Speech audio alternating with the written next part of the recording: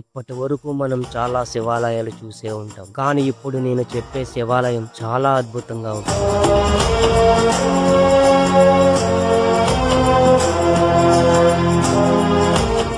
బికవోలు మండలంలోని ఏళ్లపల్లి గ్రామంలో 108 స్తంభాల శివాలయం ఉంది. ఇంత అద్భుతమైన ఆలయాన్ని నిర్మించిన ఆర్కిటెక్చర్స్ కి ఏకేబో అనాల్సిందే. ఈ లింగానికి ఉన్న విశిష్టత ఏంటంటే అభిషేకం చేసినప్పుడు బంగారం రూపంలో దర్శనమిస్తుంది, కానీ శివయ్య అసలు రూపం వెండి రూపంలో ఉంటుంది. మళ్ళీ 5 నిమిషాలకి బంగారం రూపంలోకి మారిపోతుంది. 108 స్తంభాలలో ఒక్కో స్తంభంలో ఒక్కో శివలింగం ఉంటుంది. ఈ లింగాలకి మన చేతులతో స్వయంగా అభిషేకం చేయవచ్చు. అభిషేకం చేసిన నీరు స్తంభాల ద్వారా గర్భగుడిలో ఉన్న శివయ్యకి అభిషేకం చేస్తాయి. అంతటి అదృష్టం నాకు దక్కిందా అని చాలా సంతోషంగా ఉంది. అలానే ఇక్కడ భూగర్భంలోకి ఒక స్వరంగ మార్గం ఉంది. అలా ముందుకు వెళ్ళగా వెంకటేశ్వర స్వామి దర్శనమిచ్చారు. ఈ గుడి కమిటీ ప్రతిరోజు చుట్టుప్రక్కల ఉన్న ముసలి వాళ్ళకి భోజనం తీసుకువెళ్తారంట. ఈ గుడి కాకినాడకి పిఠాపురానికి 30 కిలోమీటర్లు, రాజమండ్రికి 35 కిలోమీటర్ల దూరం ఉంటుంది.